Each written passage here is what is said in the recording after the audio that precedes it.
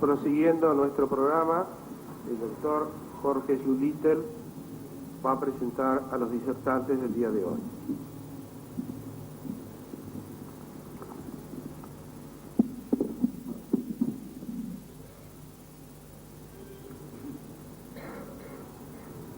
Hemos invitado a Osvaldo Traficante a esta celebración en su calidad de pintor y especialista en bellas artes, que se vinculó inextricablemente al mundo de la medicina rosarina al incorporar a su temática de retratista a muchos profesionales de nuestro medio. De este modo, como retratista, ha participado del mundo de la cotidianeidad de algunas de las figuras más reconocidas de la medicina rosarina y ha dejado un testimonio costumbrista que constituye tanto una parte de la historia del arte en Rosario como parte de la historia de la medicina rosarina. Osvaldo Traficante.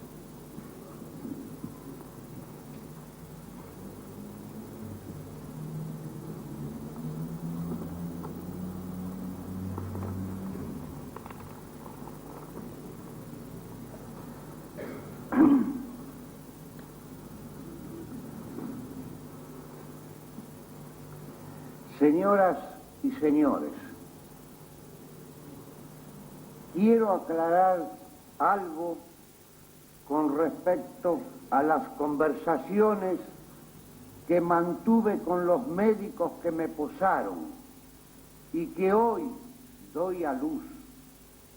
Del conjunto se desprende, lo espero, un poco de historia de estos personajes que hoy nos enriquecen en este acto con la presencia de sus vivencias y anécdotas y de su imagen representados en cada tela.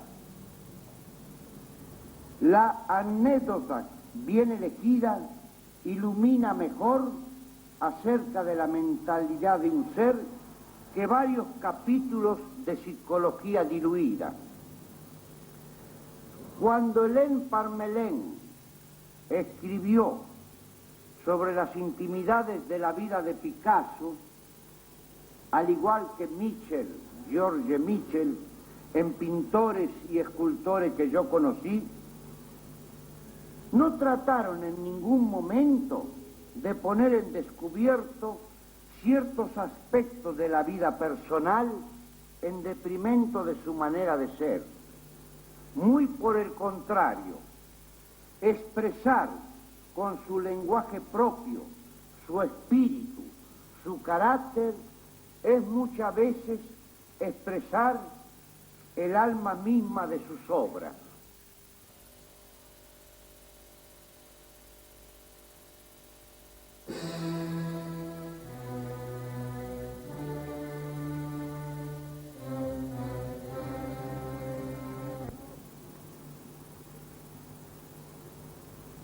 Estábamos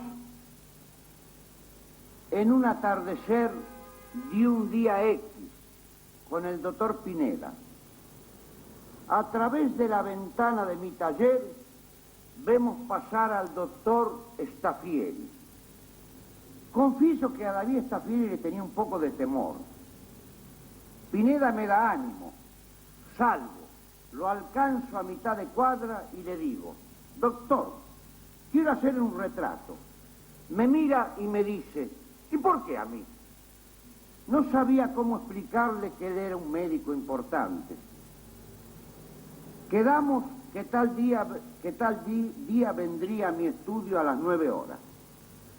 Yo tengo en mi taller una mesa con ruedas donde están los colores, pinceles, frasco de barnices, esencias, etc. Cuando llega, lo hizo puntualmente, en el apresuramiento de recibirlo, corro la mesa y, oh mala suerte, se traba una de las ruedas y todos los elementos van al suelo. No sabía qué hacer. O lo atendía a él o me ponía a arreglar las cosas. ¿Qué hace Staffieri? Se pone a levantar los pinceles y frascos del suelo ante la mirada asombrada mía. Yo le seguía teniendo temor.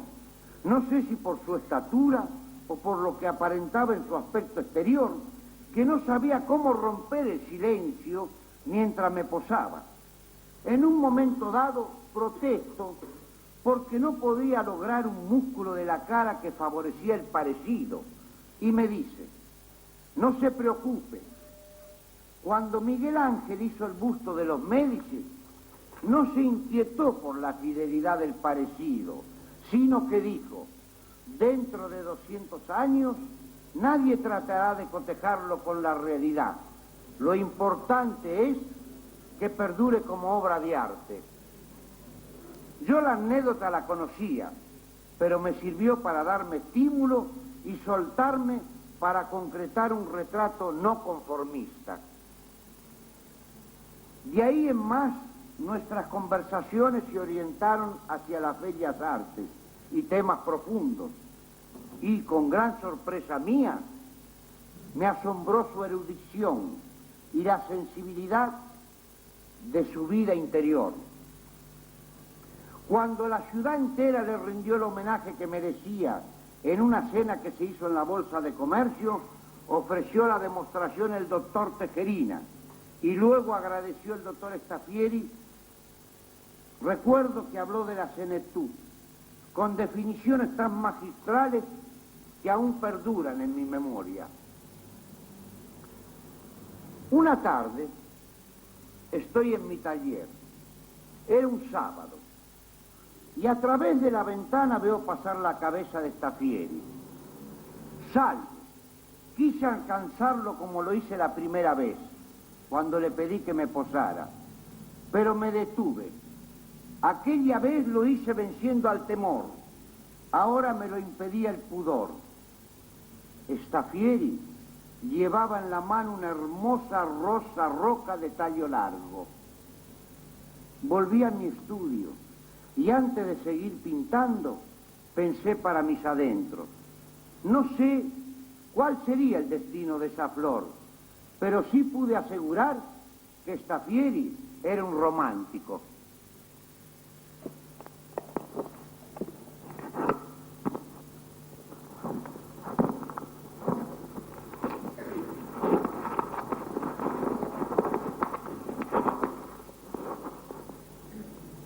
Al doctor Tejerina le hago la primera pose y segunda. A la tercera pose lo miro, cotejo con el cuadro y lo noto distinto. Le pregunto: doctor, ¿usted durmió mal? ¿Estuvo operando? Y me contesta: ¿pero cómo? ¿Usted no me conoce? Ayer estaba en Tejerina, hoy estoy en Fotheringhay. ¿Qué hice entonces? Monté con papel de escenografía otra tela con bastidor y comencé a dibujarlo en Fotheringhay. Así fue como trabajé en 2 retratos de acuerdo a cómo venía.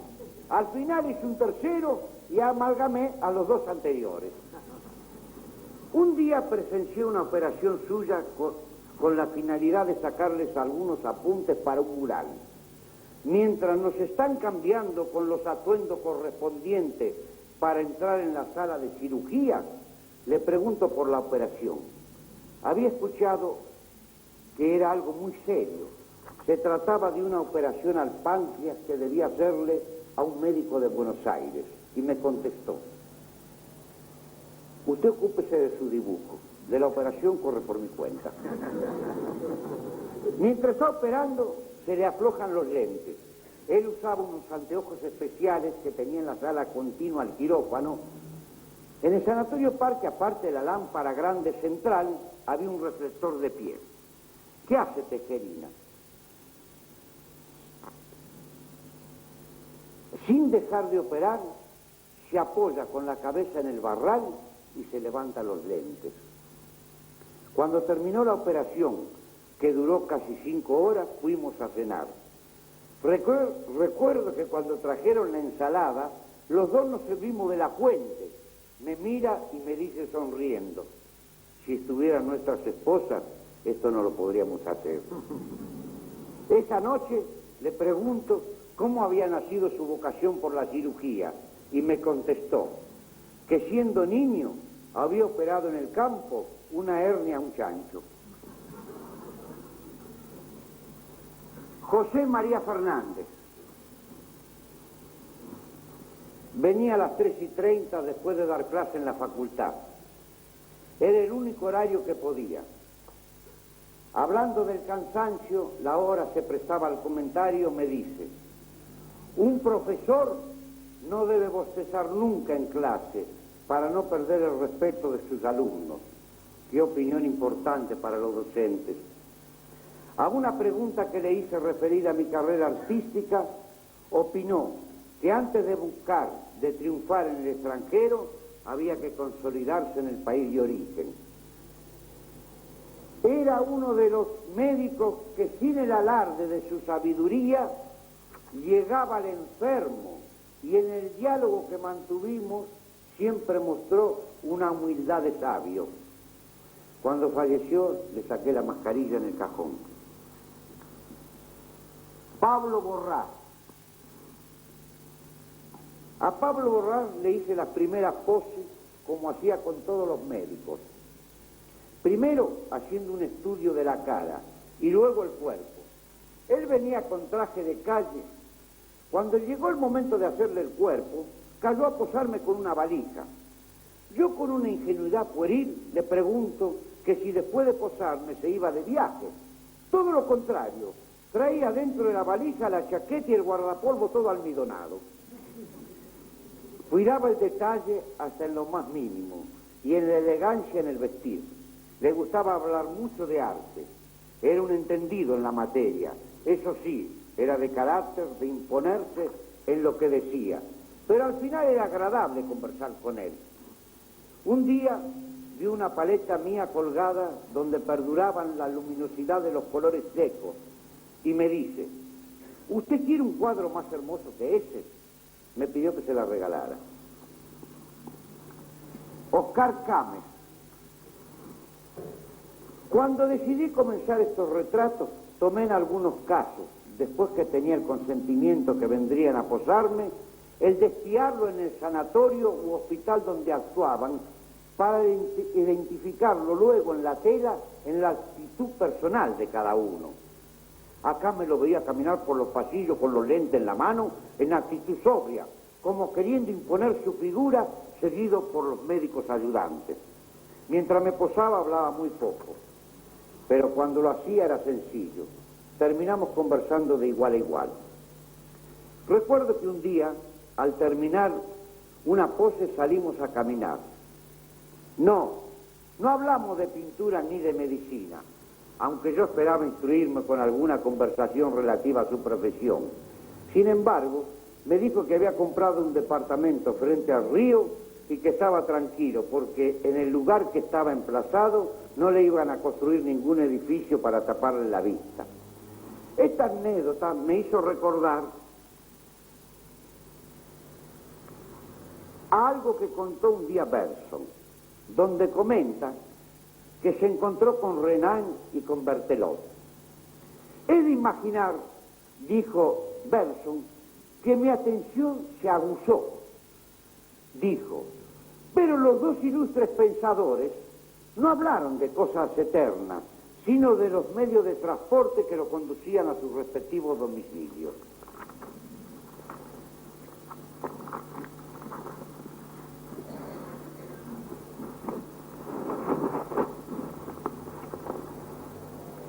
Juan González, Gonzalito, como todos le decían, llegaba de hacer un viaje y le pregunto qué tal le había ido. Y me dijo, los viajes hay que hacerlo o se disfrutan de acuerdo a cómo uno se siente. El color del paisaje se ve en función del estado de ánimo de cada uno. Qué gran verdad. Sentía tan pasión por la lectura que no pude menos que hacerlo con un libro entre las manos. Parecía que los acariciaba. Era de una sencillez extrema. Se sonreía a menudo y siempre en la conversación salía a relucir algún pensamiento relacionado a algo que había leído.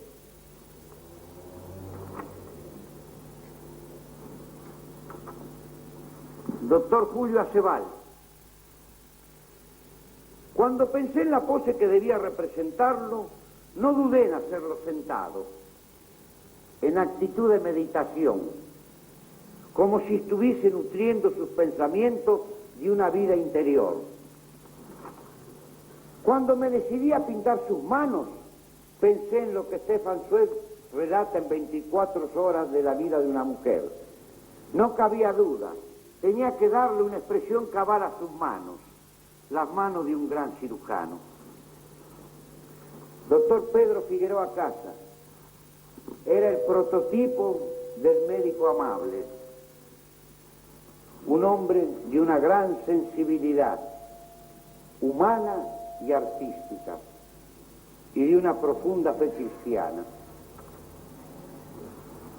Doctor Ricardo Hércules, a los huevos hay que llevarlo en distinta canasta, me dijo un día. El retrato de Hércules se colocó en su casa, en una sala de estar, frente a una mesa donde las amigas de su esposa jugaban a la canasta. Un día una amiga de ida, su esposa le dice: pero che, ¿por qué no lo cambia de sitio? Parece que nos está controlando mientras jugamos. Le comento en una de las poses, no sé cómo había salido el tema, que me había desprendido el día anterior de una olla a presión. En casa no querían usarla más. A una amiga común le había explotado. Justo él estaba buscando una para hacer una experiencia con un riñón. Salimos y la fuimos a buscar con gran sorpresa del dueño. Ayer se la había vendido, hoy volví a comprarla. Salimos y me dice en el auto, con la inocencia de un niño: no lo comente en su casa. Confieso que hoy lo digo por primera vez. En Punta del Este, Hércules y Tejerín iban siempre a pescar. Yo los acompañaba y sacaba apuntes del paisaje. Cansado Hércules de no pescar, tenía mala suerte, nunca sacaba nada. Que nos fuimos al puerto, ahí compró varias corvinas. Llegamos a su casa, no sabía cómo llamar la atención para que lo vieran. Inclusive Silvina Burri, que vivía al lado de su casa, con el trofeo de su pesca. Doctor Rafael Pineda está entre nosotros. Cuando se expusieron estos retratos, figuraban dos más que aquí no están: el del doctor Marótoli y el del doctor Juan Carlos Recalde Cuesta. A Marótoli lo encontraron un poco envejecido. Traté de rejuvenecerlo. Lamentablemente perdió la espontaneidad de cómo lo había hecho. Con respecto al retrato de Recalde Cuesta, no se ha podido rescatar. A pesar de que aquí no está, me voy a permitir contar una sola anécdota que me llega muy de cerca. Un día, mientras me posaba, le manifesté mi preocupación en la atención de mis hijos, cuando él ya dejaría de atenderlos. Y me dijo: no te preocupes, che. Pasaron los años y un día mi hijo cae gravemente enfermo. Lo internamos en el Sanatorio Parque. A las 10 de la noche mi señora se va del sanatorio con una excusa. ¿Y qué hace? Lo llama Recalde. Yo me había quedado cuidándolo, pero al rato comienzo a notar un movimiento entre las enfermeras. Recalde había hablado con la jefa, en ese entonces eran monjas. No supimos nunca las instrucciones que dio, pero mi hijo a las 2 de la mañana comenzó a reaccionar favorablemente. Lo había curado por teléfono. Era un mago. Señoras y señores, las olas del corazón no se levantarían tan bellamente y su espuma no se convertiría en espíritu si no se les opusiese la vieja roca muda, el destino. Yo tuve un gran amigo que me estimuló mucho en la realización de estos retratos. Para ese entonces, mi estudio daba frente a la Plaza Pringles, muy cerca de donde él vivía. Juntos compartíamos las horas dulces de la vida y las amargas. Su padre había sido un gran médico de Rosario, el doctor Camilo Muñagurria, y es precisamente el hijo de mi amigo, el doctor Alberto Muñagurria, quien organizó esta muestra.